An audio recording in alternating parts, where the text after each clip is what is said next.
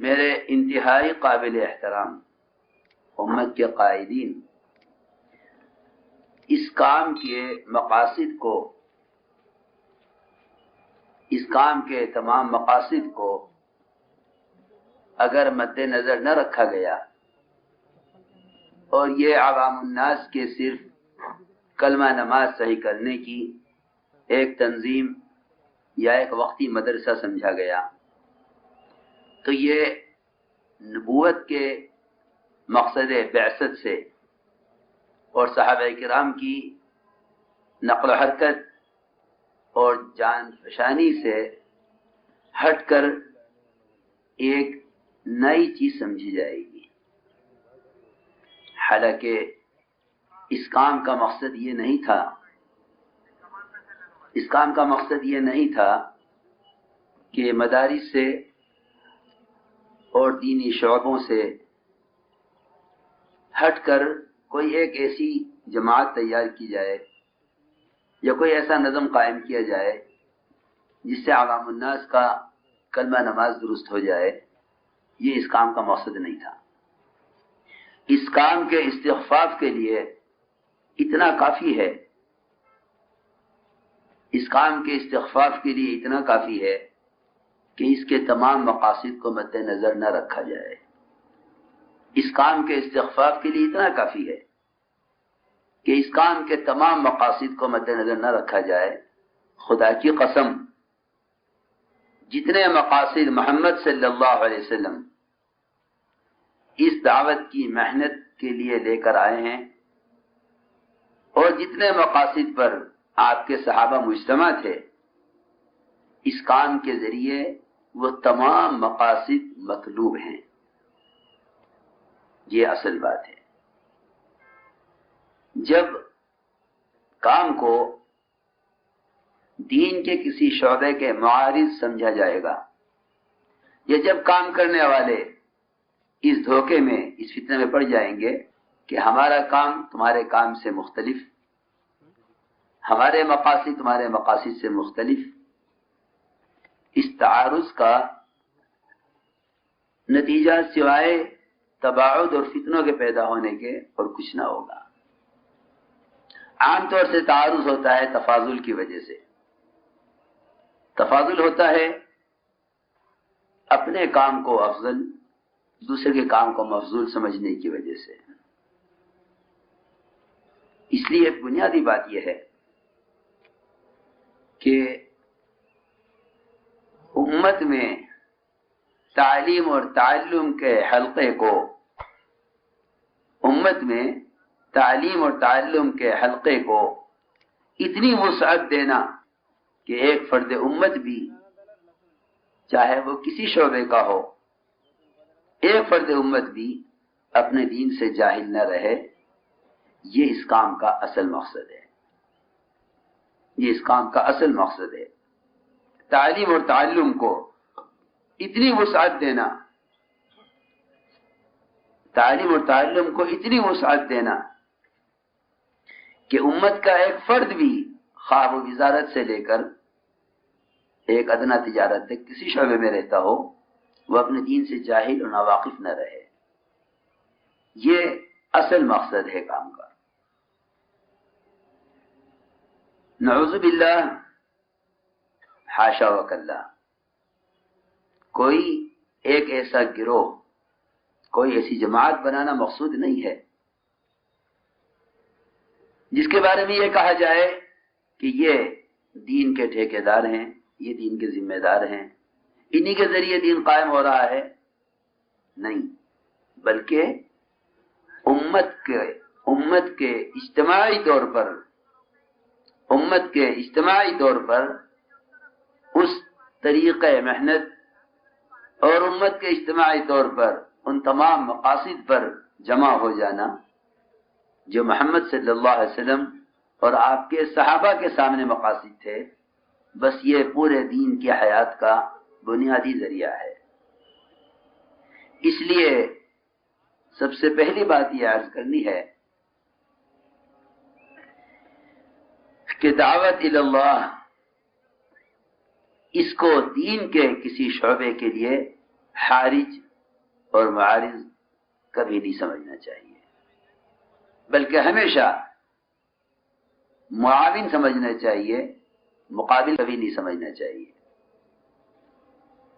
نفر کا جو اصل مقصد ہے، نفر کا جو اصل مقصد ہے وہ امت کو جہالت سے نکالنا ہے۔ نفر کا جو اصل مقصد ہے وہ امت کو جہالت سے نکالنا ہے۔ اس کے لیے صحابہ کرام کی نقل و حرکت اور اس کے لیے تشکیل اور اس کے لیے جماعت بندی، اس لیے کہ نفر اور فضائل نفر کو محض قتال پر محمول کر دینا، یہ بہت بڑی بے انصافی ہے امت کے ساتھ، بہت بڑی بے انصافی ہے۔ میں کہتا ہوں کہ امت کے ساتھ بھی بے انصافی ہے اور اس دعوت کے کام کے ساتھ بھی بے انصافی ہے۔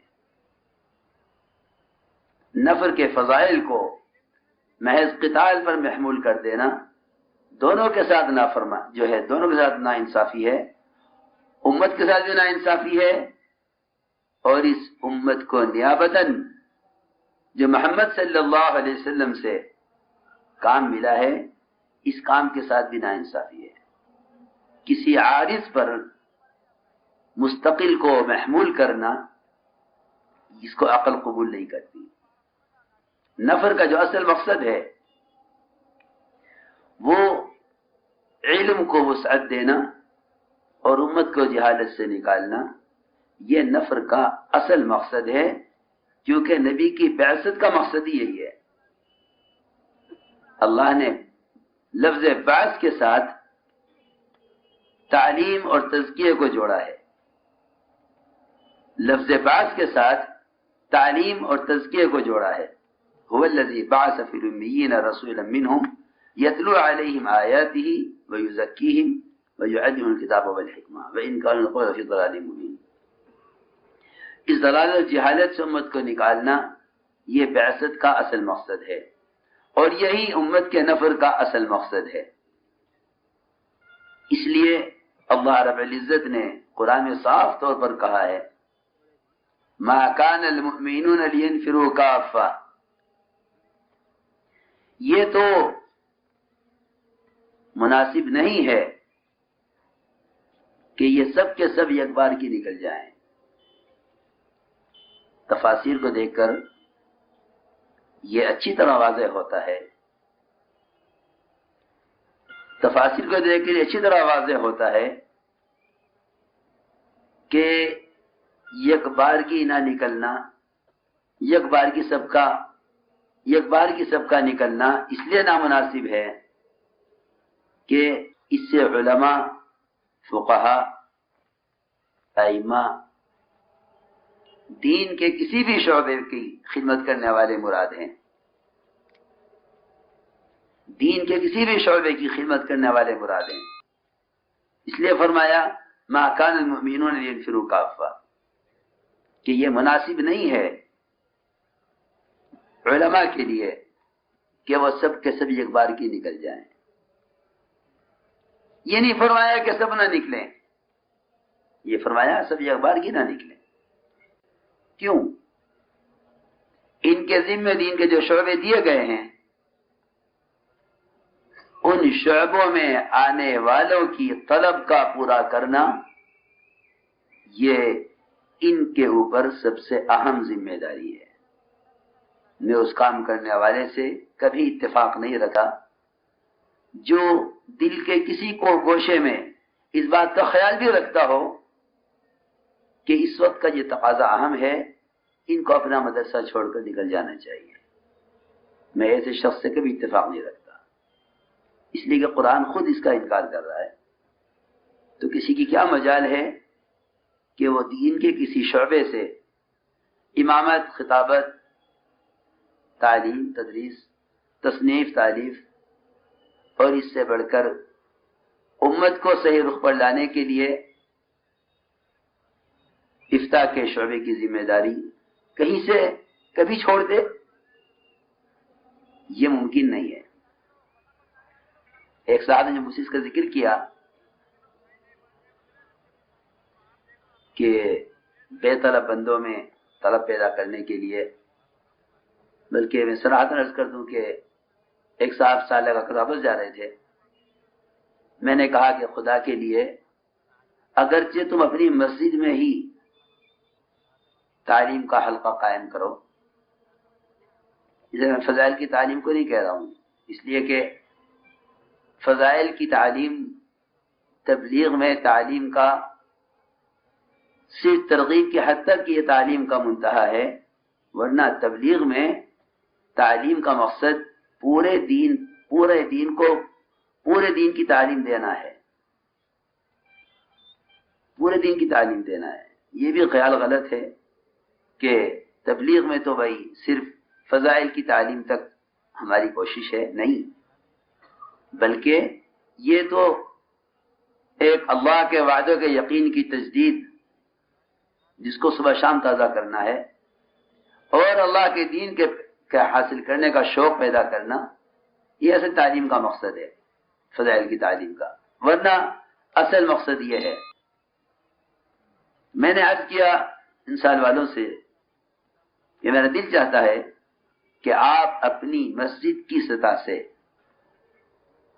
علم کا ایسا حلقہ قائم کر لیں کہ اس محلے میں رہنے والے ہر مسلمان کی دینی ضرورت اس مسجد سے آپ کے ذریعے پوری ہو جائے۔ ہم کبھی اس بات کی طرف کبھی نہیں گئے کہ اللہ کے راستے کے خروج کی اہمیت اور تقاضے پر اس شعبے کو چھوڑ دیا جائے، اس لیے کہ اگر طلب لے کر آنے والوں کی طلب کو، اگر طلب لے کر آنے والے کی طلب کو بے طلب بندوں کی وجہ سے چھوڑ دیا گیا، تو اس پر آج بھی علماء کے لیے اسی طرح تنبیہ ہے جس طرح حضور اکرم صلی اللہ علیہ وسلم کے رؤسائے مشرکین کو سمجھانے کی غرض سے عبداللہ ابن مکتوم کو آنے سے روک دیا گیا تھا، اس پر اللہ کی طرف سے تنبیہ نازل ہوئی تھی۔ میری بات کی طرف تھوڑی سی توجہ، لیکن بولنا آتا نہیں ہے تو ساتھی مشورے میں طے کر دیتے ہیں۔ ہمیں غور کرنا چاہیے سب کو۔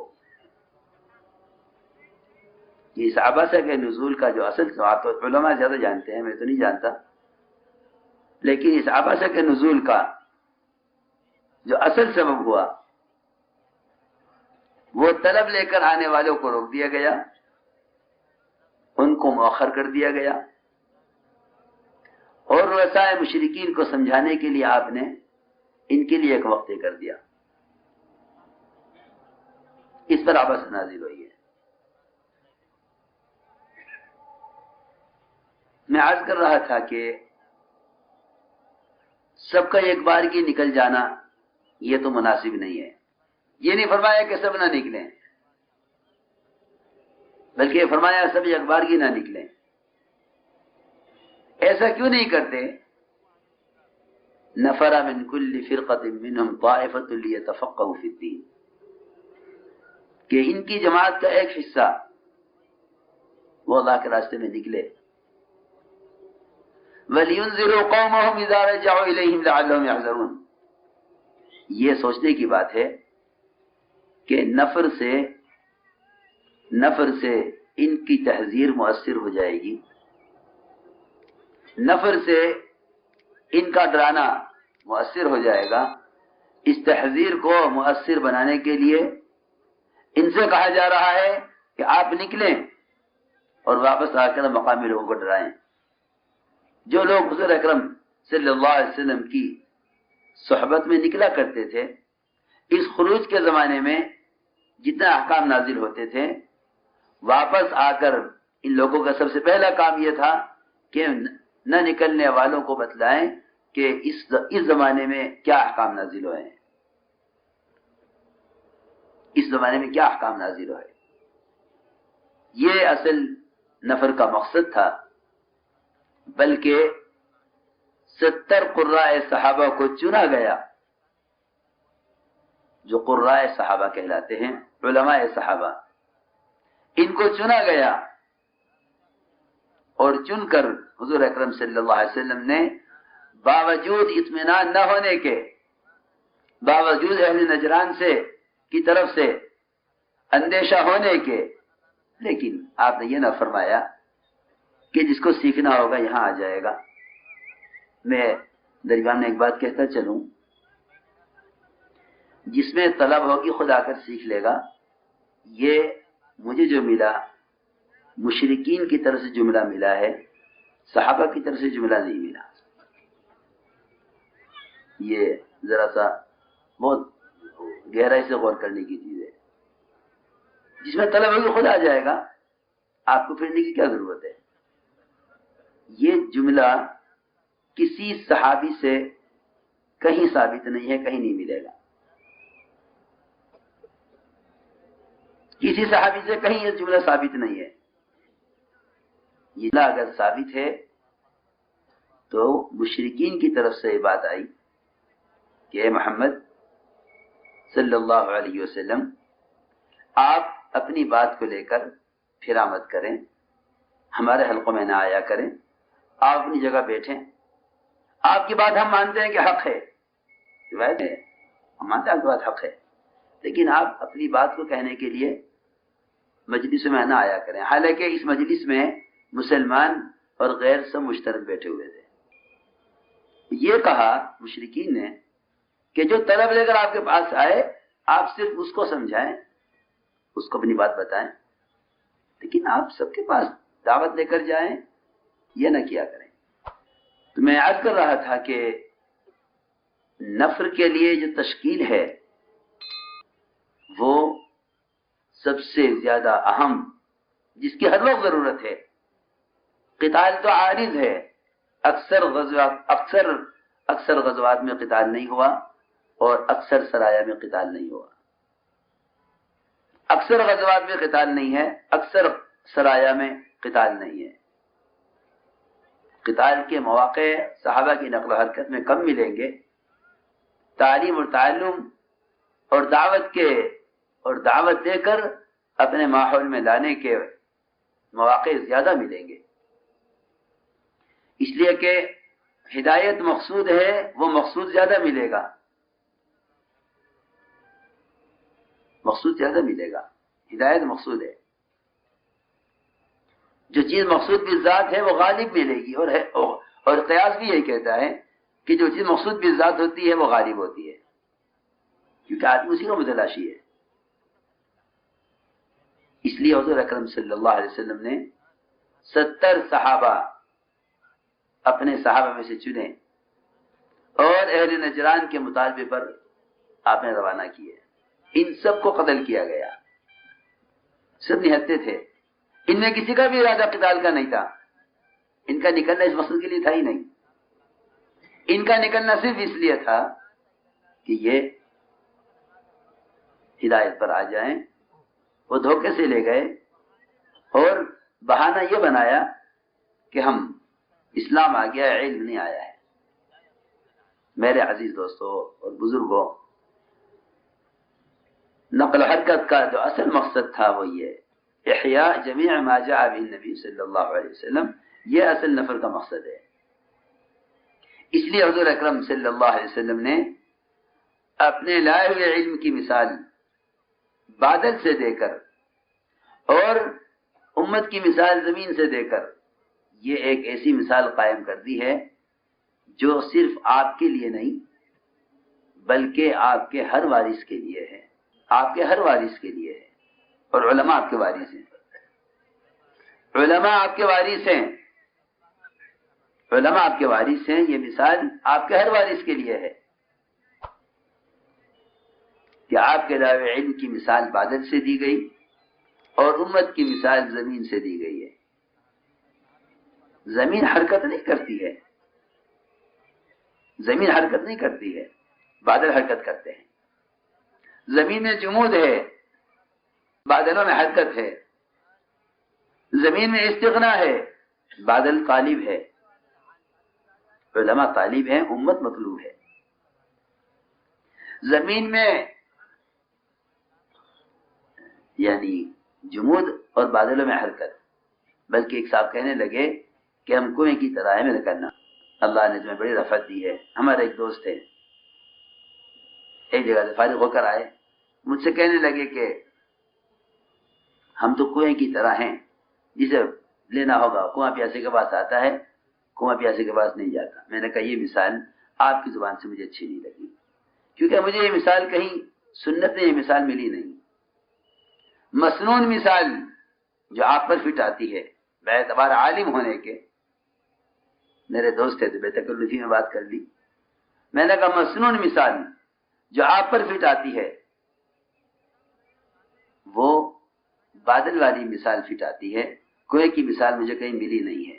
باقی آپ عالم ہیں، شاید کہیں ملی ہو، مجھے دو مثال ملی ہے، وہ بادل کی مثال ملی ہے، کنویں کی مثال نہیں ملی، اس لیے کہ کنویں کے مزاج میں جمود اور بادل کی مزاج میں حرکت،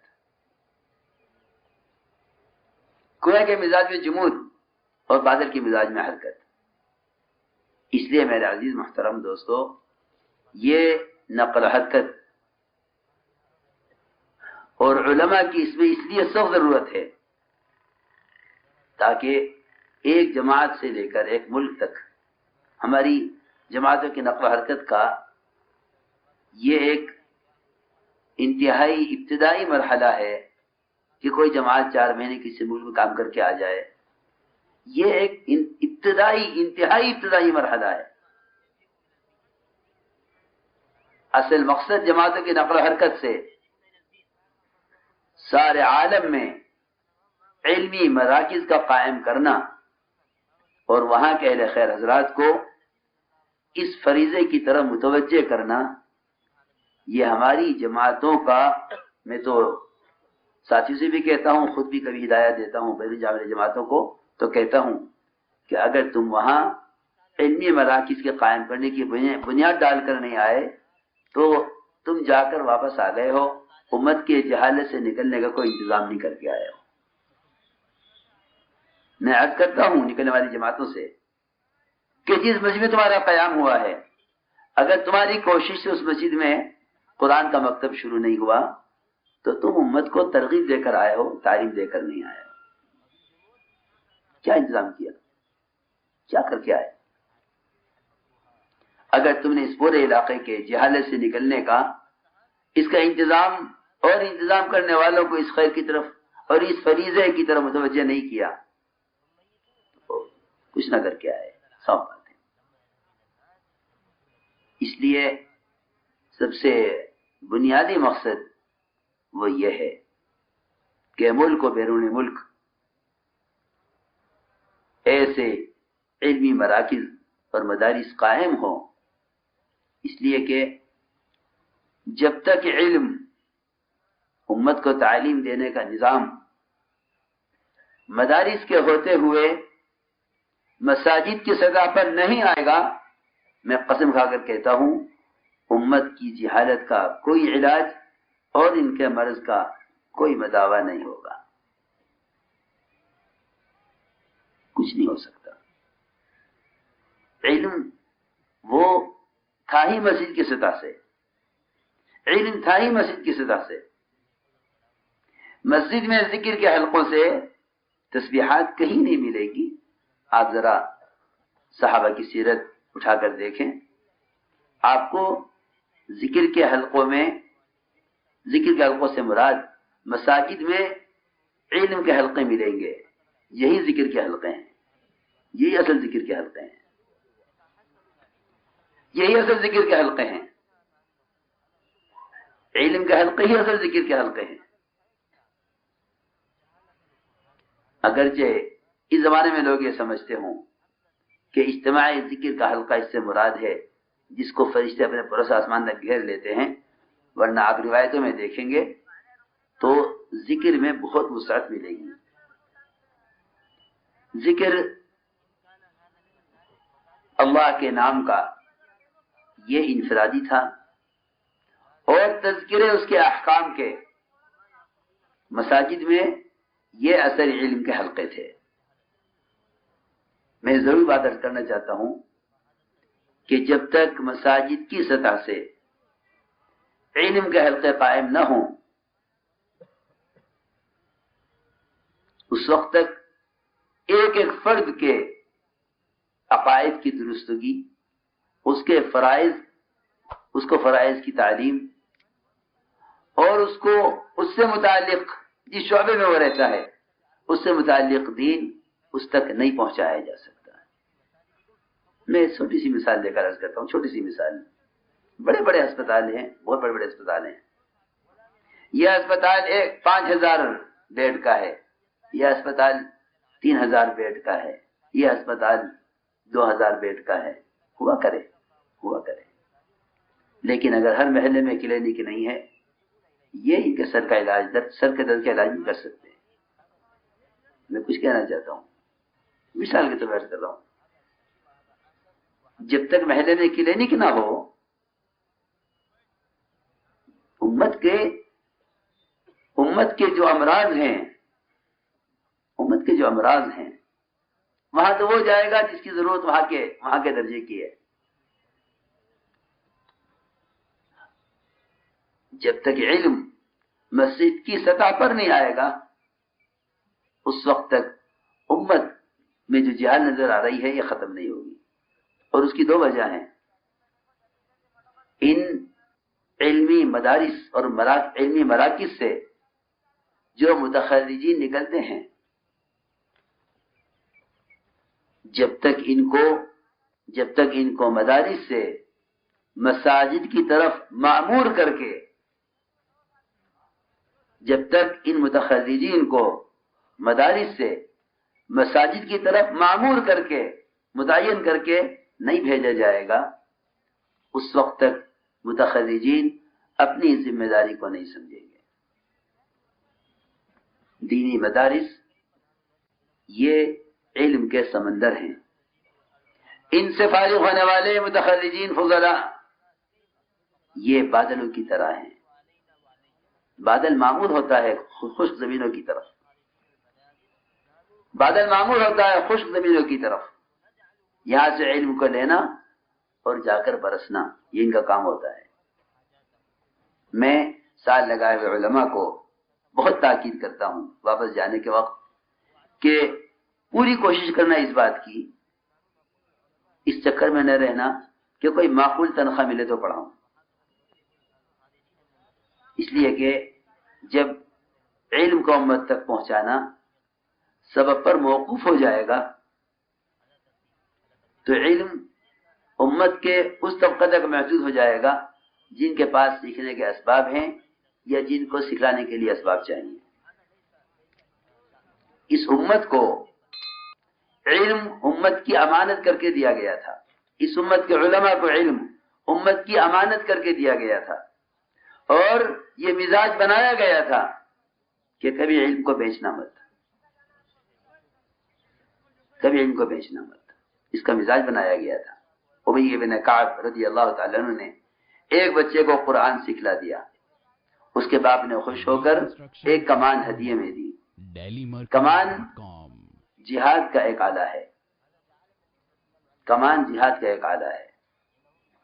ہم اللہ کا راستہ صرف خروج کو نہیں کہتے، ہم یہ کہتے ہیں کہ ایک بچے کو قرآن پڑھانا بھی اللہ کا راستہ ہے۔ اس نے خوش ہو کر کمان ہدیے میں دی، کوئی معاملہ نہیں ہوا۔ یہ اس کمان کو لے کر آپ کی خدمت میں حاضر ہوئے، عرض کیا، پوچھا آپ نے اتنی لچکدار لکڑی کی کمان کہاں سے، اتنی عمدہ کمان؟ عرض کیا کہ میں نے فلاں کے بچے کو قرآن پڑھایا تھا، اس نے مجھے دی ہے۔ میں یہ عرض کرنا چاہتا ہوں کہ کمان دنیاوی اعتبار سے کسی کام کی نہیں ہے، صرف اللہ کے راستے میں قتال میں تیر چلانے کے لیے کام آئے گی۔ اسی کے ساتھ عرض کرتا ہوں کہ ایک صحابی نے سوال کیا حضور اکرم صلی اللہ علیہ وسلم سے کہ یا رسول اللہ، ایک شخص اللہ کے راستے میں نکلتا ہے اللہ کے کلمے کو بلند کرنے، اس کے دین کو پھیلانے کے لیے، اور نکلنے کے زمانے میں اس نے ایک تیر کا ارادہ کر لیا ہے، کہ مجھے تیر بھی مل جائے، حالانکہ تیر اعلی قتال میں سے ہے، اور تیر چلانے کے فضائل آپ حضرات نے پڑھے ہوئے ہیں حدیث میں کہ اللہ کے راستے میں تیر چلانے کا کیا اجر ہے، چاہے نشانے پر نہ پہنچے تب بھی اس کے لیے قیامت میں نور ہے. یہ روایت میں ملتا ہے. آپ نے کیا جواب دیا؟ آپ نے فرمایا کہ اس شخص کے لیے دنیا اور آخرت میں اس تیر کے سوا اور کچھ نہیں ہے. میں عرض کر رہا ہوں تیر اور کمان یہ دونوں متلازم ہیں ایک دوسرے کے ساتھ، ایک کے بغیر دوسرے کا کوئی استعمال ہے؟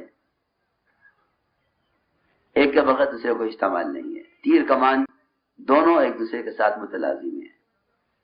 دونوں کی میں نے مثالیں عرض کی ہیں روایت سے. ابی بن کعب کی روایت میں تو کمان، اور یہ صحابی جو نے سوال کیا آپ سے کہ ایک شخص اگر اللہ کے راستے میں نکلنے میں تیر کا ارادہ کر لے تو آپ کیا فرماتے ہیں؟ اس سے اس امت کے علماء کو، اس امت کی دین کی سمجھ رکھنے والوں کو اس بات سے ڈرایا گیا تھا کہ تم امت کو دین سکھلانے کو کسی سبب پر موقوف مت ہونے دینا، کہ اگر یہ مل جائے گا تو ہم یہ کر دیں گے. میں صراحت عرض کرتا ہوں، کوئی اتہام کے طور پر نہیں عرض کر رہا، اہتمام کے طور پر عرض کر رہا ہوں کہ بے شمار لوگ ایسے ہیں جن کو اللہ نے علم دیا ہے، مگر ان کے معاشی مسائل نے ان کو عالم تو بنائے رکھا، معلم نہیں بننے دیا. بے شمار میرے نزدیک تو ایک طالب علم کا مدرسے سے علم حاصل کرنا خدا کی قسم باعتبار امت کو جہالت سے نکالنے کے لیے اس کو علم دیا گیا ہے، صرف اپنی ذات سے عمل کرنے کے لیے نہیں. اس لیے بنیادی بات یہ ہے کہ حضور اکرم صلی اللہ علیہ وسلم نے اپنے صحابہ کو مبلغ جو بنایا تھا، کیا مطلب تھا مبلغ کا؟ مبلغ کا مطلب یہ تھا بلغوا عنی ولو آیا، ایک آیت بھی آتی ہو تمہارے ذمہ اس کو دوسرے تک پہنچانا ہے، ایک آیت بھی آتی ہو تمہارے ذمہ اس کو دوسرے تک پہنچانا ہے. بلکہ دو لفظ ایسے ملیں گے قرآن میں جس نے تبلیغ اور تعلیم کو ایسا آپس میں جکڑ دیا ہے، میں لفظ استعمال کر رہا، ایسا باندھ دیا ہے آپس میں کہ قیامت تک کوئی طاقت تبلیغ اور تعلیم کو الگ الگ نہیں کر سکتی. جو لوگ بدگمانیاں پیدا کر کے بھلے عوام اور علماء، دعات اور علماء کے درمیان تباعد پیدا کرنے کی کوشش کریں، جو یہود و نصارہ کی ہمیشہ کوشش رہی ہے، ان کی اس کوشش کا دفاع آپس کے قرب سے ہو سکتا ہے، بلکہ ایک دوسرے کی تردید سے کبھی نہیں ہو سکتا. اغیار کی اس کوشش کا دفاع آپس کے تقرب سے ہو سکتا ہے، تباعد سے تو ان کو اپنے کام کے کرنے کا موقع پورا مل رہا ہے. میں نے عرض کیا کہ یہ مزاج اس امت کا بنایا گیا تھا کہ تبلیغ اور تعلیم کو ایسا جوڑ دیا، یا ایھا الرسول بلغ ما انزل الیک من ربک. یہ آیت ایسی عجیب و غریب آیت ہے. آگے فرمایا فإن لم تفعل فما بلغت رسالتہ. اگر اس آیت کی گہرائی میں جاؤ، میں خدا نہ کرے بطور اعتراض کا عرض نہیں کر رہا، بلکہ صرف سمجھانے کے لیے کر رہا ہوں کہ ہم سب کو چاہیے، چھوٹے بڑے نئے پرانے، ہم سب کو چاہیے کہ حضور اکرم صلی اللہ علیہ وسلم اور آپ کے صحابہ کے زمانے میں امت تک علم کو پہنچانے کے کیا طریقے تھے اور کیا معمول تھا، اور نقل حرکت کا ساتھ تبلیغ علم کا کیا معمول تھا۔ جیسا جیسا زمانہ بدل رہا ہے، بقم علیہ السلام رحمۃ اللہ علیہ کہ اس زمانے میں علم مسجد سے نکل گیا اور حوادث زمانہ نے علم کو مسجد سے نکال دیا ہے۔ حوادث زمانہ نے علم کو کا مفروض چھپا ہوا ہے کہ حوادث زمانہ نے علم کو مسجد سے نکال دیا ہے۔ یہ میں حضرت کا ایک خط کا ایک ٹکڑا عرض کر رہا ہوں جو حضرت نے میوات میں ایک مولوی صاحب کو لکھا تھا، جنہیں تاکید تھی کہ اپنی مسجد میں تم قرآن اور دین کی تعلیم دیتے رہو۔ ان کو لکھا خط میں حضرت نے کہ تم جس کام میں لگے ہوئے ہو مسجد میں تعلیم دین کے لیے، یہی نبوت کا اصل طریقہ ہے۔ حضرت نے آگے لکھا اس میں قاری صاحب کو کہ حوادث زمانہ نے علم کو مسجد سے نکال دیا ہے، ورنہ علم حاصل کرنے کی اصل جگہ مسجد تھی۔ کہ روایت میں صراحتاً فرمایا، اللہ کے گھروں میں سے کسی گھر میں جمع ہو کر جو لوگ اللہ کے احکام کے تذکرے کرتے ہیں، فرشتے اپنے پروس آسمان تک ان کو گھیر لیتے ہیں۔ میں حیران ہوتا ہوں جب کوئی شخص علم کے ساتھ نسبت رکھ کر میری بات دوبارہ سن لو، مجھے انتہائی حیرانی ہوتی ہے جب کوئی شخص اس علم کے ساتھ نسبت رکھ کر مادی ذرائع کے ذریعے سے یا نشر و اشاعت کے ذرائع سے علم کے پہنچا دینے کو اپنی ذمہ داری کے ادا ہونے کے لیے کافی سمجھتا ہے۔ میں سمجھ لیتا ہوں کہ اس کے ذہن میں صرف تعلیم ہے، تربیت نہیں ہے۔ اس کے ذہن میں صرف تعلیم ہے، تربیت نہیں ہے۔ حالانکہ اگر پیچھے کی طرف جائیں تو ہمیں علماء کی صحبت اور اللہ کی صحبت، اس علماء کی صحبت سے ہٹ کر علم کے پہنچانے کا، لانے کا، بھیجنے کا ہمیں کہیں کوئی اس سے ہٹ کر کوئی مثال نہیں ملتی۔ ابن عباس رضی اللہ تعالیٰ عنہ کہنے لگے کہ علماء دنیا سے جا رہے ہیں، آؤ چلو علم حاصل کر لیں، کیونکہ آج اگر ہم علم حاصل کریں گے تو کل لوگ ہم سے علم حاصل کریں گے۔ تو کہتے ہیں ابن عباس کیا بات کر رہے ہو، کیا اتنے بڑے بڑے علماء صحابہ کے ہوتے ہوئے تم سے کوئی علم حاصل کرے گا؟ معلوم ہوا فلاں کے پاس ایک حدیث ہے، اس کے لیے سفر کر کے گئے، گھر پر پہنچے، دوپہر کا وقت تھا، وہ قیلولہ کر رہے تھے، آرام کر رہے تھے، جا کر ان کے دروازے پر پڑ گئے۔ سخت گرمی، لو چل رہی، روایت میں ہے کہ ہوا مٹی اڑا اڑا کر میرے پر پھینکتی تھی۔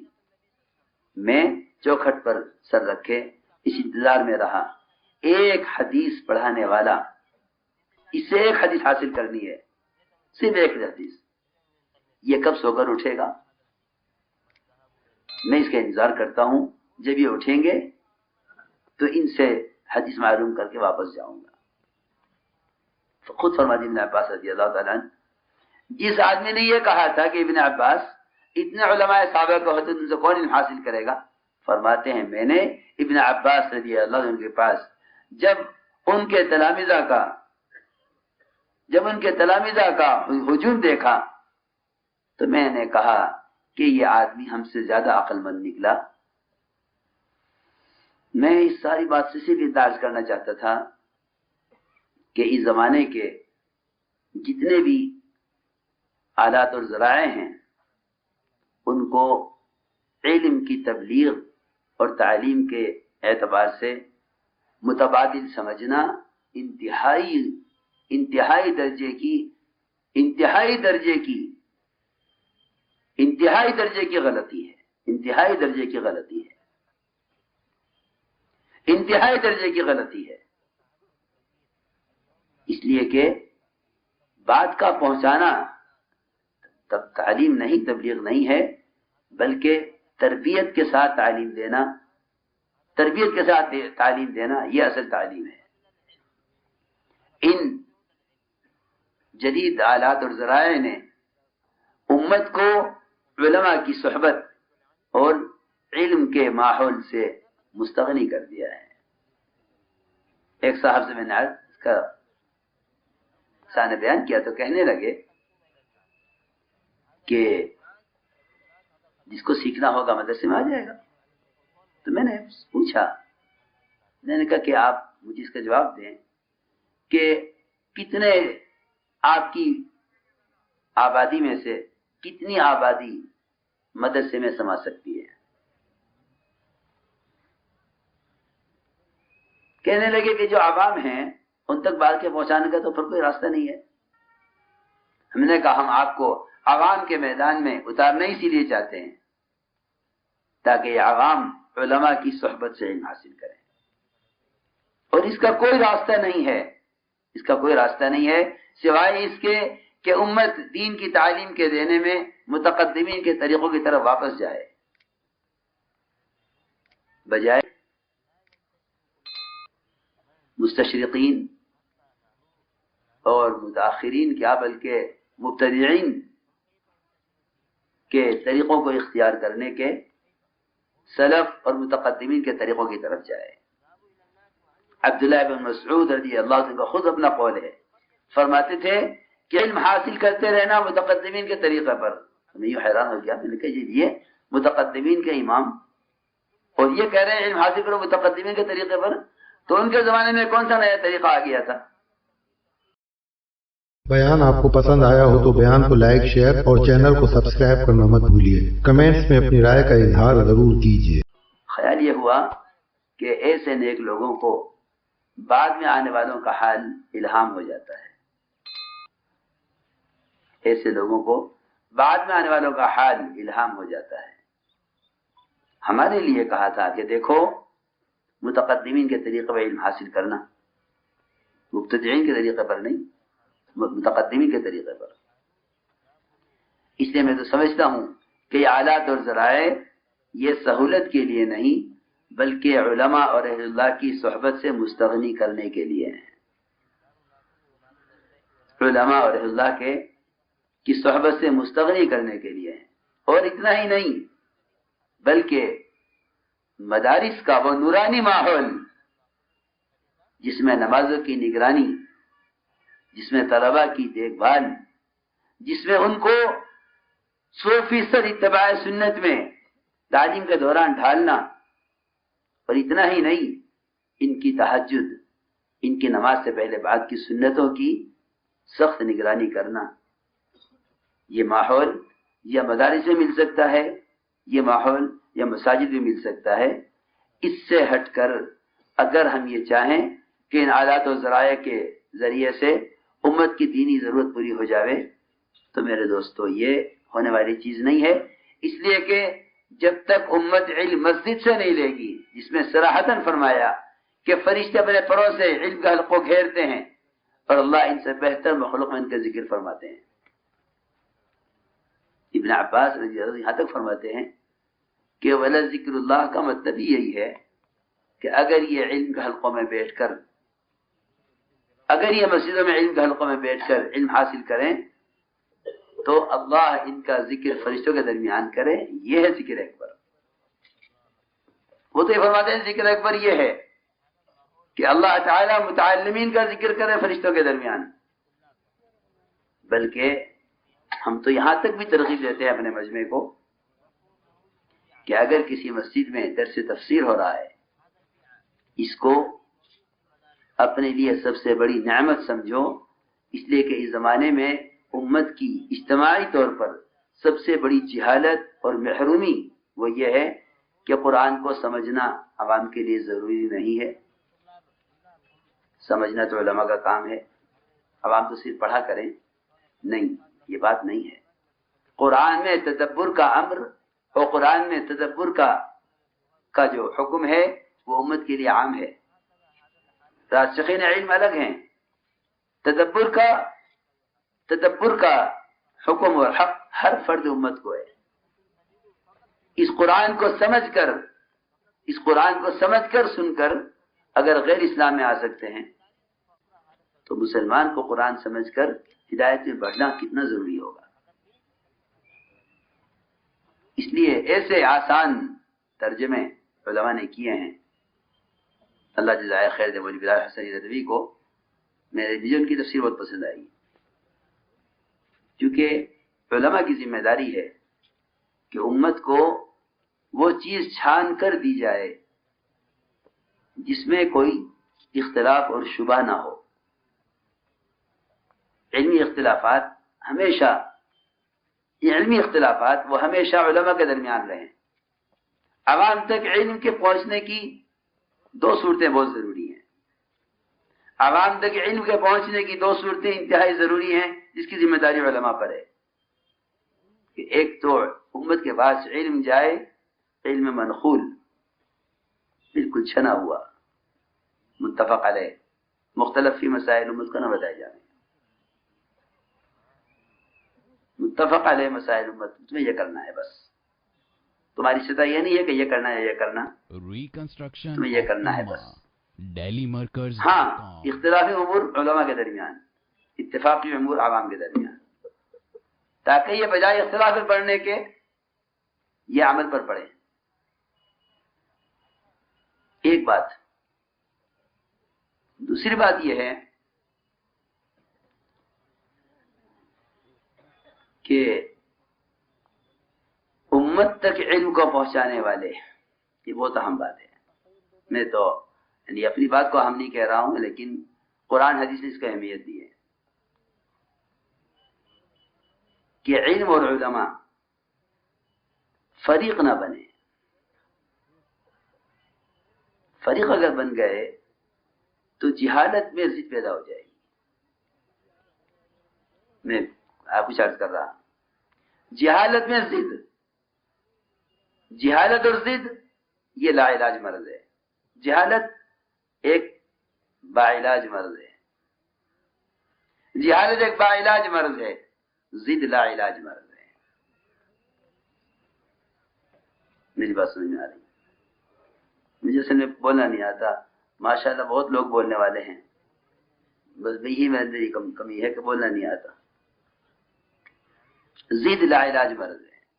خدا نہ کرے اگر عوام اور علماء کے درمیان ذرہ برابر بھی تباغض، اول تو یہ فاسق ہونے کے لیے اتنا کافی ہے کہ علماء سے نفرت کرے. اس لیے حضور اکرم صلی اللہ علیہ وسلم نے اپنے طریقہ تعلیم کو ساری امت کے علماء کو اپنا طریقہ تعلیم دیا ہے. ایک تو یہ کہ تم تعلیم امت کو تعلیم شفقت کے ساتھ دینا، مشقت کے ساتھ کبھی مت دینا. اگر تم نے امت کو تعلیم دی ہے شفقت سے تو یہ تمہاری بات کو ایسا لیں گے جیسا بیٹا باپ کی بات کو لے لیتا ہے. اس لیے علماء صرف انبیاء کے وارث ہی نہیں ہیں، بلکہ میں تو کہتا ہوں کہ علماء کو تو آپ نے آبا کا درجہ دیا ہے. علماء کو آبا کا درجہ دیا ہے. فرمایا انا لکم بمنزلۃ الوالد اعلمکم. بہت ضروری بات میں عرض کرنی ہے کہ علم تھوپا نہیں جاتا. علم تھوپا نہیں جاتا. صحیح بات امت پر تھوپی نہیں جاتی، بلکہ صحیح بات امت کو سکھلائی جاتی ہے. آپ کی مسجد میں ایک آدمی نے پیشاب کیا، صحابہ دوڑے روکنے کے لیے.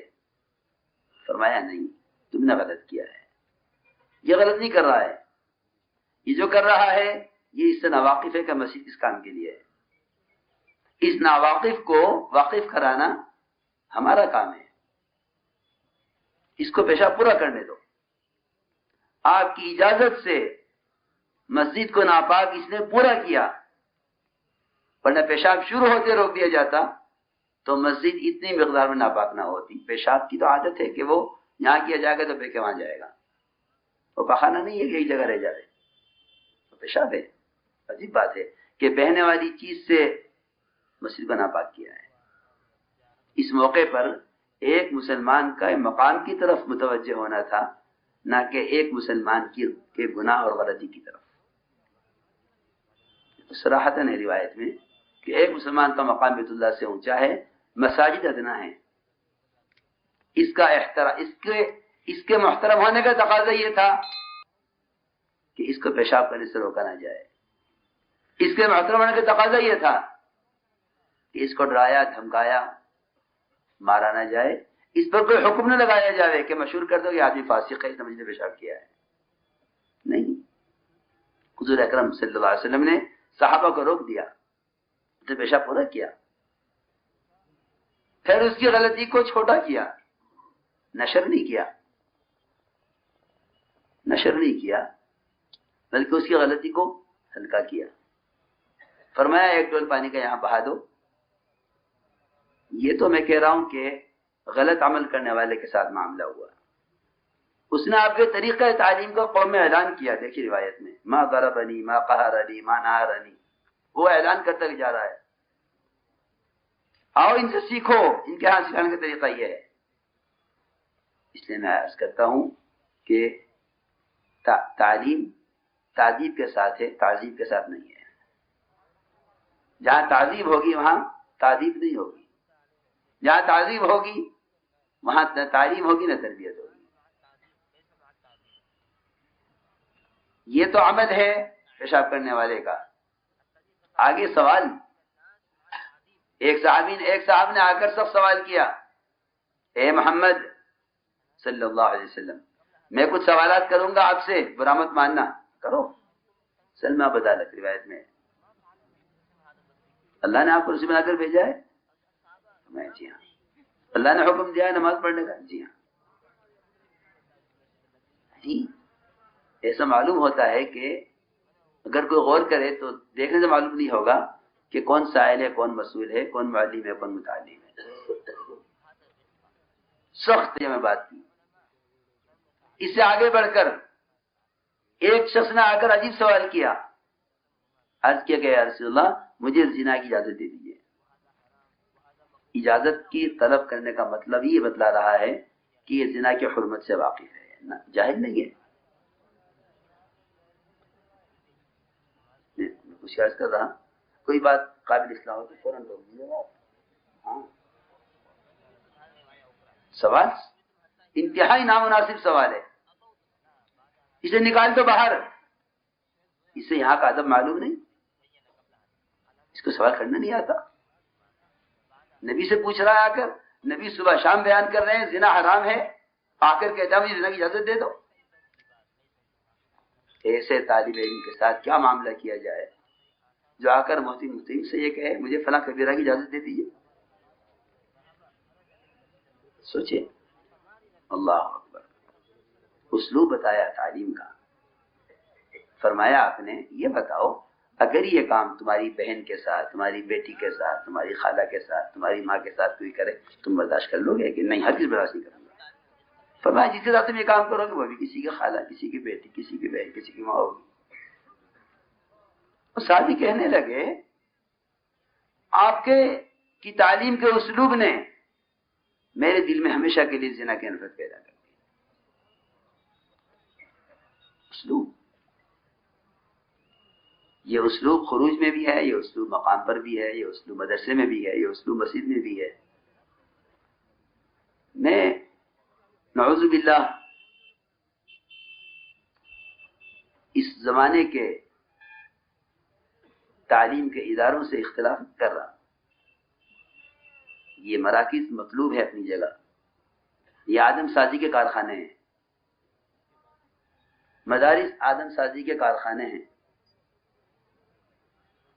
آدم سازی، خدا کی قسم، آدم سازی سے بڑا کوئی وظیفہ نہیں ہے، اور آدم سازی سے بڑی کوئی ذمہ داری نہیں ہے۔ سب سے بڑا کام آدم سازی ہے، لیکن ضرورت اس کی ہے کہ تعلیم اور تعلم نبوت کے طریقوں کی طرف آئے۔ ہماری ان جماعتوں کی نقل و حرکت کا اصل مقصد یہ تھا۔ ہم خروج کے ذریعے امت کو علماء کی طرف متوجہ کرنا چاہتے ہیں، علم علماء اور عوام کے درمیان کے بعد کو ختم کرنا چاہتے ہیں، تاکہ اس سے امت کے اندر سے جہالت ختم ہو۔ صرف گشت اور تعلیم اور مشورے پر لانا مقصود نہیں ہے، یہ شیطان کا وسوسہ ہے، یہ شیطان کا وسوسہ ہے بعض اہل خیر کے دلوں میں کہ تبلیغ سے کوئی نئی جماعت تیار کرنے کا ارادہ ہے۔ ایسے ارادوں میں اللہ نہ کرے ایسا ارادہ ہو، اور ایسے ارادے رکھنے والے کبھی کامیاب نہیں ہو سکتے، کبھی کامیاب نہیں ہو سکتے۔ امت کو جمع کرنے والوں کو تو اللہ جمع رکھیں گے، امت کو توڑنے والوں کو اللہ کبھی رہنے نہیں دیں گے، پکی بات ہے۔ امت کو جمع کرنے والے تو جمع رہیں گے اور قائم رہیں گے، امت کو توڑنے والے کبھی باقی نہیں رہیں گے۔ جس کے دل میں رائے کے دانے کے برابر بھی اس کا ارادہ ہو کہ ان کے درمیان دنیا پیدا کر دو، اللہ خدا کی قسم اتنا دور لے جائیں گے کہ تلاش کرنے سے نہیں ملیں گے ایسے لوگ۔ یہ ہے اصل چیز۔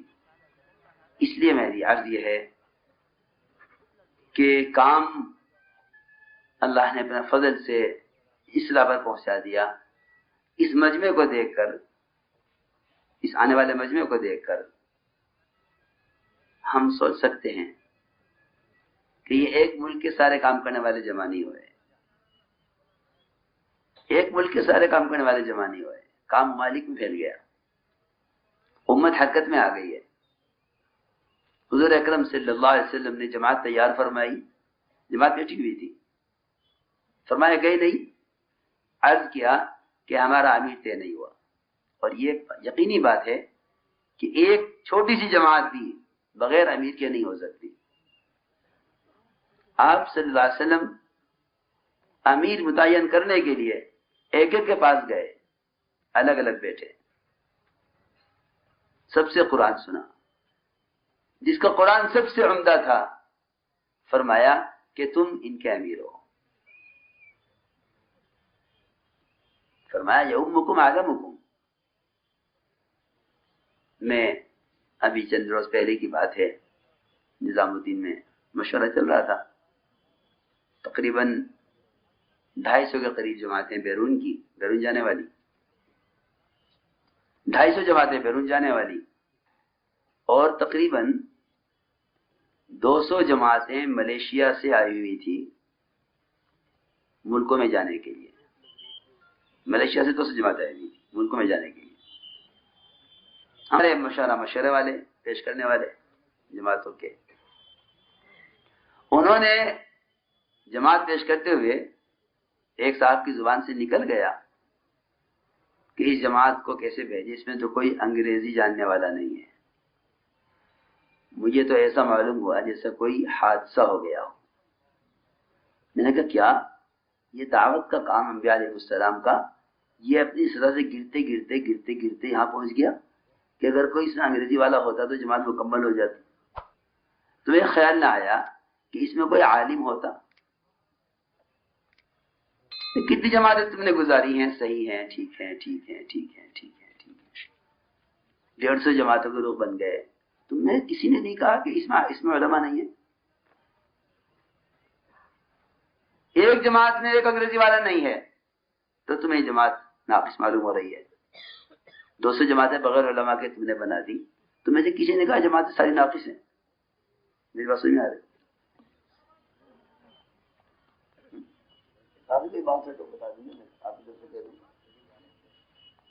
میں نے کہا 200 جماعتیں گزر گئی، سب سب سب سب سب جماعتیں کامل ہیں، سب جماعتیں کامل ہیں، سب جماعتیں کامل ہیں. ایک جماعت میں انگریزی والا نہیں تھا، تو ہم نے کہا یہ جماعت ناقص ہے. میں نے کہا کیا اب دعوت علم سے ہٹ کر انگریزی پر آ گئی؟ نبی کی بعثت کا مقصد تعلیم، خروج کا مقصد تعلیم، کیا یہاں سطح گر گئی کام کی؟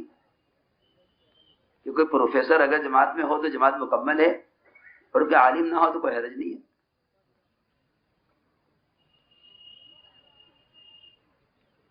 امت حرکت میں آ گئی ہے، ان کو سنبھالنا، ان کے ساتھ نکلنا، ان کو تعلیم دینا، یہ علماء کی ذمہ داری ہے. میں کبھی نہیں کہتا، شروع سے عرض کر رہا ہوں، میں کبھی نہیں کہتا کہ فلاں شعبہ چھوڑ کر چلے جاؤ، فلاں شعبہ چھوڑ کر چلے جاؤ، نہیں، بلکہ صحابہ کرام کے طریقہ عمل کی طرف آؤ گے تو معلوم ہوگا کہ نکلے تقاضوں پر نکلے، لیکن متبادل کا انتظام کر کے نکلے. بلال رضی اللہ عنہ نے عرض کیا مومنین مجھے نکلنا ہے. فرمایا اذان کون دے گا؟ اذان آپ جانتے ہیں اگر آپ کے مسجد کا مؤذن نہیں آیا، مسجد کا کے سامنے دکان کرنے والا وہ اذان دے دے گا. جی کوئی بات نہیں، اذان میں دے دوں گا. اذان انتہائی آسان عمل، لیکن انتہائی اونچا عمل، انتہائی اونچا عمل. حضور اکرم صلی اللہ علیہ وسلم اذان کے فضائل بیان کیے. حضرت عمر رضی اللہ عنہ نے عرض کیا کہ یا رسول اللہ آپ نے تو ایسے فضائل بیان کر دیے ہیں کہ اب قریب ہے کہ ہمارے درمیان تلواریں چلیں مؤذن بننے کے لیے. اے عمر کہاں ہے تو؟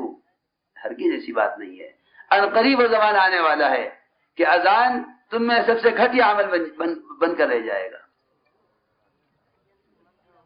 اور واقعی ان جدید آلات کی نحوست ہے، ان جدید آلات کی نحوست ہے جس کو باعقل لوگ علم کی اشاعت کا ذریعہ سمجھے ہوئے ہیں. ان جدید آلات کی نحوست ہے جس کو باشعور لوگ علم کی اشاعت کا ذریعہ سمجھے ہوئے ہیں کہ ان آلات نے مساجد سے اذانوں کو بھی ختم کر دیا ہے.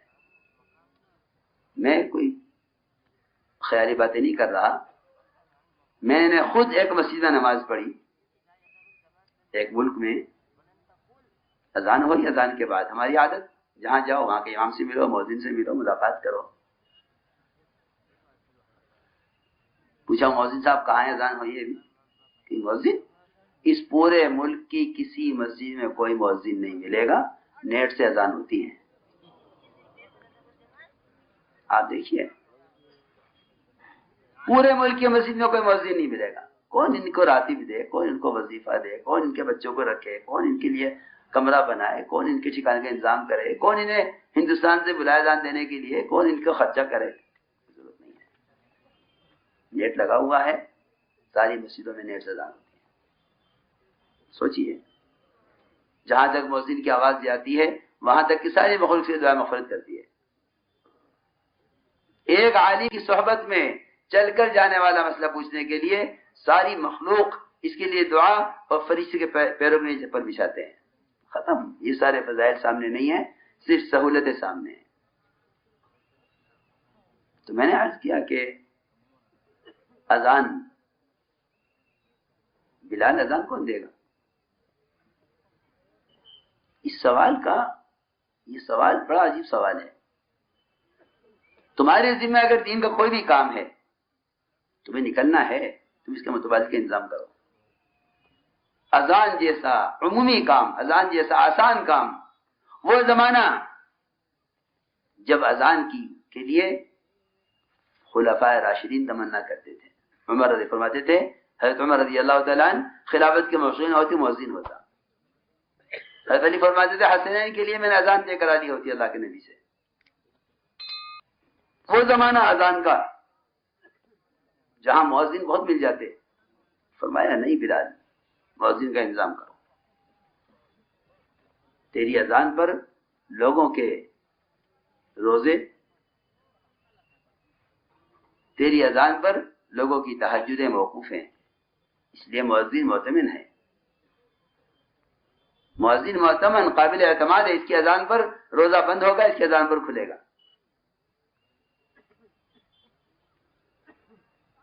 لیکن جانے کی اجازت نہیں ملی جب تک متبادل کا انتظام نہیں کر لیا. گئے اور تلاش کیا، کسی کو بھائی تجھے اذان دینی آتی ہے؟ ہاں دینی آتی ہے، اچھا اذان دے دے میری جگہ. یہ نہیں ہوا. بہت تحقیق کی، بہت تلاش کیا، آ کر کہا سعد قرض ہیں جنہوں نے قبا کی مسجد میں ایک مرتبہ حضور اکرم صلی اللہ علیہ وسلم کی حیات میں اذان دی ہے، یہ ہیں مؤذن، یہ میری جگہ اذان دیں گے. فرمایا ہاں بلال اب تم جا سکتے ہو. سوچنے کی بات ہے میرے اور آپ کے اور ہر کام کرنے والے کے کہ اگر اذان چھڑوا کر نہیں بھیجا جا سکتا تو بخاری شریف پڑھانے والے، درس حدیث دینے والے، فتاوی کے شعبے سنبھالنے والے، بچوں کو تعلیم دینے والے، یہ چھوڑ کر کیسے چلے جائیں گے؟ اسی بات ہے. میری عرض یہ ہے کہ تعلیم اور تعلم، دعوت اور نقل و حرکت، اس کو سیرت کی طرف لاؤ، سیرت کی طرف لاؤ. ہماری اللہ مجھے معاف فرمائے، ہماری صبح شام کی لڑائی یہی ہے کہ رواج کو مت دیکھو سنت کو دیکھو، رواج کو مت دیکھو سنت کو دیکھو. ہر چیز سیرت میں ملے گی، ہر چیز، کیونکہ صرف دو چیزیں اصل سیکھنے کی ہیں اس امت کے ذمہ جو فرض کی گئی ہیں. صرف دو چیزیں اس امت کے ذمہ سیکھنا فرض کیا گیا ہے، علم اور ایمان. اس کے بغیر کسی عمل کا اعتبار نہیں ہے. اور دونوں کو جمع کیا ہے ایک روایت میں، من یرید العلم والایمان یؤتہ اللہ. علم کے سیکھنے کا تعلق مساجد میں علماء کی صحبت سے، اور ایمان کے سیکھنے کا تعلق بھی مسجد میں ایمان کے حلقوں میں. کبار صحابہ اس کے لیے گشت کرتے تھے. کہاں معاذ بن جبل، عمر بن خطاب، عبداللہ بن رواحہ، ابی بن کعب، ابو ہریرہ، امام المحدثین. بازار سے لوگوں کو اٹھا کر تعلیم میں بھیجنا، یہ خود امام المحدثین ابو ہریرہ سے ثابت ہے. کبھی یہ خیال نہ آ جائے کہ حدیث کا درس دینا محدثین کا کام ہے، گشت کرنا جاہلوں کا کام ہے. نہیں، مجھے خود علم حدیث کا درس دینا ہے، میری ذمہ داری ہے کہ میں جا کر لوگوں کو حدیث کی طرف بلا کر لاؤں. عبداللہ بن مبارک رحمۃ اللہ علیہ کا 6 مہینے کا درس، 6 مہینے کا سفر. دیکھ لو تعداد طلبا کی کہاں پہنچی. 6 مہینے درس، 6 مہینے خروج، اسی میں حج. کہ حج علم کے، حج سب سے بڑا علم کا مصرف ہے، اور حج سب سے بڑا علم کے تعارف کا موقع ہے. علماء محدثین حج اس لیے کرتے تھے تاکہ آنے والے جاہلوں کو پتہ چلے کہ کن کن ملکوں سے علماء ہیں، کہاں کہاں علمی مراکز ہیں. حج انفرادی کام نہیں تھا.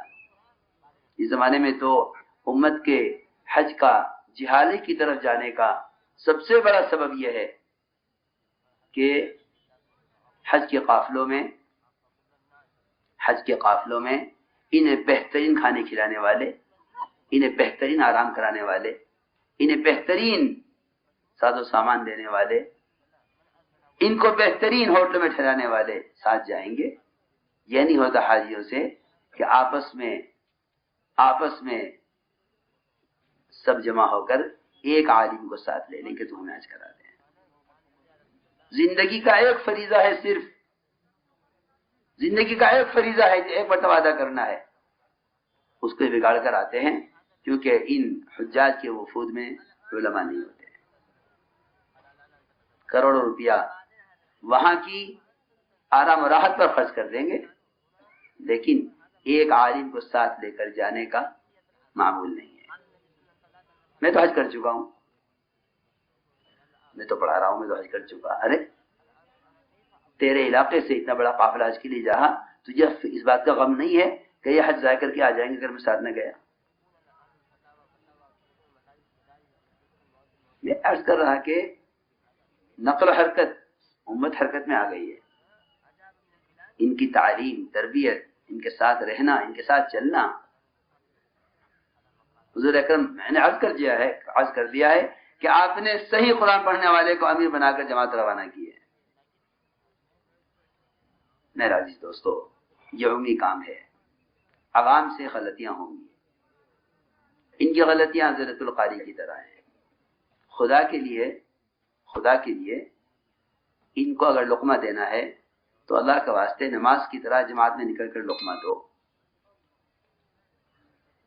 نماز کی طرح جماعت میں نکل کر لقمہ دو. یہ انتہائی نامناسب طریقہ ہے کہ امام سے خطا ہوئی نماز میں اور مقتدی لقمہ دے رہے ہیں جا کر بازار میں. وہ بازار جو بے نمازیوں سے بھرا ہوا ہے، جہاں نماز سے بیزار لوگ بیٹھے ہوئے ہیں، وہ بازار جہاں نماز سے بیزار لوگ بیٹھے ہوئے ہیں، ان میں جا کر بتا رہا ہے امام صاحب غلط پڑھا رہے ہیں. جو نماز پڑھتا نہیں ہے اس کو جب تو نے امام کی غلطی بتا دی ہے، اس کا نماز پڑھانا کبھی ممکن نہیں ہے. ہاں ذلت القاری کی طرح ہے. بھول گیا لقمہ دو. کہاں لقمہ دو؟ نماز میں لقمہ دو. لا تبطلوا اعمالکم کا تقاضا ہے. یہ لا تبطلوا اعمالکم کا یہ تقاضا ہے کہ لقمہ اس وقت دے دو تاکہ یہی نماز درست ہو جائے، نماز باطل نہ ہو. لیکن اس زمانے میں سب سے بڑے افسوس کی بات یہ ہے کہ شاید اللہ مجھے معاف فرمائے، غلطی کرنے والے کو اپنی غلطی کا علم بعد میں ہوتا ہے، عالم کو اس کی غلطی کا علم پہلے ہو جاتا ہے. dailymarkers.com. یہ سب تباہت کے اسباب ہیں. سب تباہت کے اسباب ہیں. غلطی کرنے والے کو اپنی غلطی کا علم بعد میں ہوتا ہے. اور یہ بات یاد رکھنا، حدیث اور صحابہ کے واقعات یہ بتا رہے ہیں کہ منکر کرنے والے کے علاوہ کسی اور کو جا کر اس کے منکر کی خبر کرنا، یہ خدا کی قسم اس کے زنا اور شراب کے منکر سے زیادہ بڑا منکر ہے. قرآن حدیث اس کے بالکل گواہ ہیں جو میں کہہ رہا ہوں.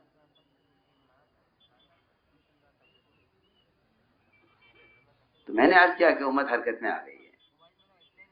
ان کے ساتھ آپ کا ہونا یہ اس کام کو خدا کی قسم 4 چاند لگا دے گا. آپ کے نہ ہوتے ہوئے وہ خطا کریں گے. کسی کو حق نہیں ہے کہ کوئی ان کی غلطی کو ٹوکے. کیوں؟ اس لیے کہ آپ کے نہ ہونے سے انہوں نے غلطی کی ہے. اگر آپ ساتھ ہوتے تو یہ غلطی اس معیار کو نہ پہنچتی.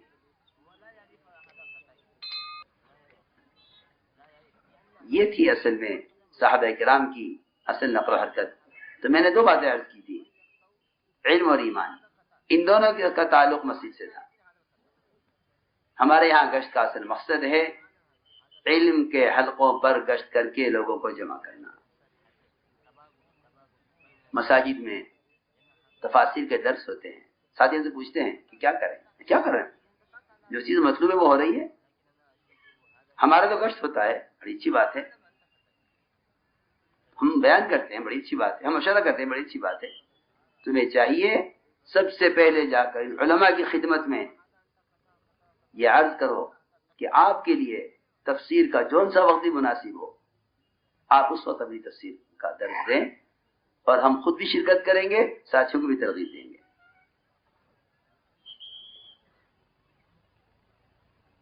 مقابل بن کر خدا کی قسم نہ کسی خیر کو حاصل کیا جا سکتا ہے، نہ کسی خیر کو پہنچایا جا سکتا ہے. معاون بن کر خیریں حاصل کی جاتی ہیں. اس لیے خیر کے کاموں میں تعاون کا حکم ہے. وتعاونوا علی البر والتقوی. محدث صاحب، مفسر صاحب، عالم صاحب، آپ کے لیے جو وقت مناسب اس مسجد میں ہو، مسجد کا جو حصہ آپ چاہیں. میں آج کچھ کہہ رہا ہوں. طریقہ کار کا مختلف ہونا امت میں اختلاف پیدا کرے، یہ تو سب سے بڑی حماقت ہے۔ طریقہ کار تو مختلف ہوں گے، مدرسے کا نظام اور ہے، دعوت کا نظام اور ہے، کہیں نصاب یہ ہے، کہیں کا نصاب وہ ہے۔ طریقہ کار کی اختلاف امت اختلاف پیدا کرے، دونوں ایک دوسرے کے لیے اس پہ پڑ جاوے لستم علی شیء وکا لستم علی شیء، یہ یہود و نصارہ کا طریقہ ہے، مسلمانوں کا طریقہ نہیں ہے۔ یہ یہود و نصارہ کا طریقہ ہے، لستم علی شیء وکا لستم علی شیء، یہ یہود و نصارہ کا طریقہ ہے، مسلمانوں کا طریقہ یہ نہیں ہے۔ ایک دوسرے کے قول و فعل کی تعویل، ایک دوسرے کے عمل کی تائید، یہ ذمہ داری سب کی ہے۔ جو وقت علماء مفسرین مسجد کے لیے مناسب اپنی سہولت اعتبار سے رکھے، ٹھیک ہے، ہم گھر شام کو کر لیں گے، آپ صبح تفسیر کر رہے ہیں، ہم شام کو اپنا عمل کر لیں گے، ہم مشورہ شام میں کر لیں گے، آپ شام میں جاتے ہیں، ہم صبح کر لیں گے۔ میں عرض یہ کرنا چاہتا ہوں کہ علماء حق سے استفادے کی سب سے عمومی شکل مسجد ہے، مدارس آدم سازی کے کارخانے ہیں، مساجد ان تیار ہونے والوں کے استعمال کی جگہ ہے۔ اس لیے آپ سب حضرات سے درخواست ہے، اس وقت پوری دنیا سے ممالک سے ہمارے پاس علماء کی جماعتوں کے ساتھ علماء کے جانے کا سخت تقاضا ہے۔ بعض ممالک تو ایسے ہیں جو کہتے ہیں کہ عالم کے بغیر جماعت نہ بھیجیں۔ جہاں تک عربی پر قدرت رکھنے والے، میں آپ سے ایک بات عرض کروں، شکایت نہ ہو، پہلے کہہ دیتا ہوں شکایت نہ ہو، پھر بھی ہو جائے گی تو صبر کر لیں گے، لیکن کہنا ضروری ہے۔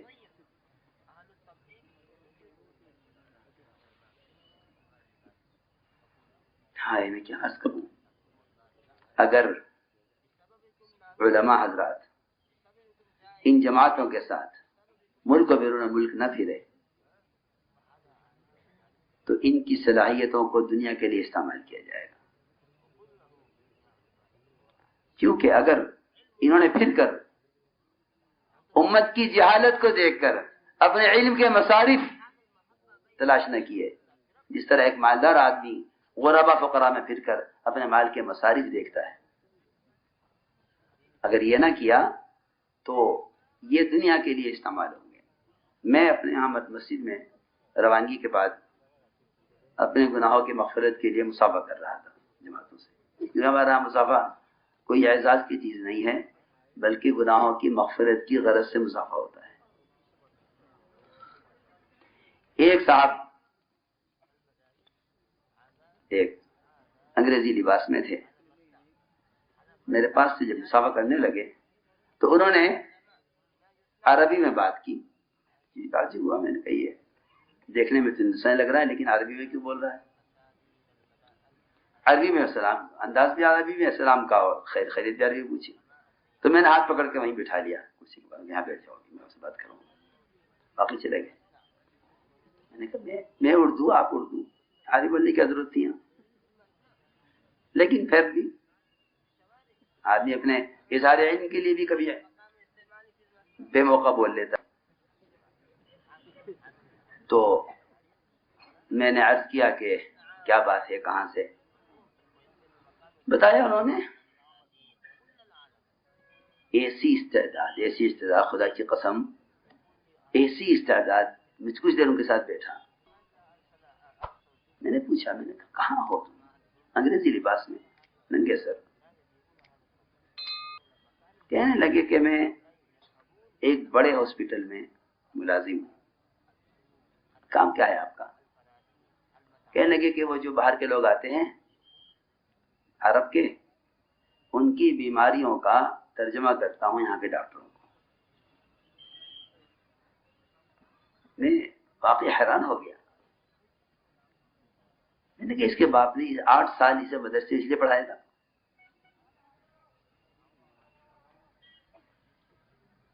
جب علم الہی کا نور حاصل کر کے اس کو ایک محض معاش کے لیے استعمال کیا جائے، میں کہتا ہوں خدا کی قسم اس سے بڑی علم کی ناشکری کوئی نہیں ہے۔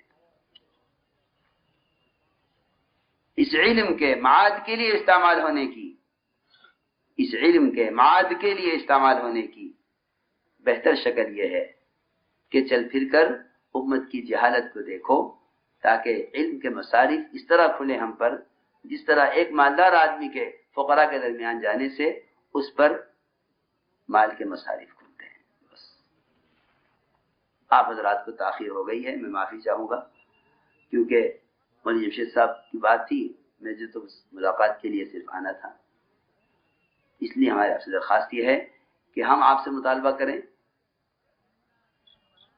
ملک و بیرون ملک کے لیے، آپ حضرات پورا یہ مجمع ہے اور آپ ہی امت کے قائد ہیں،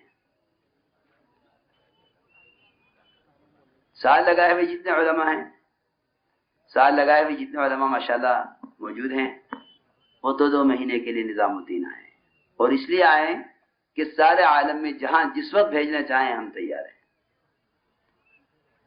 اور جو ماشاءاللہ آپ حضرات، میں تو عرض کر چکا ہوں کہ متبادل کا انتظام کرنا اس راستے کا مجاہدہ ہے۔ بیان آپ کو پسند آیا ہو تو بیان کو لائک، شیئر اور چینل کو سبسکرائب کرنا مت بھولیے۔ کمنٹس میں اپنی رائے کا اظہار ضرور کیجیے۔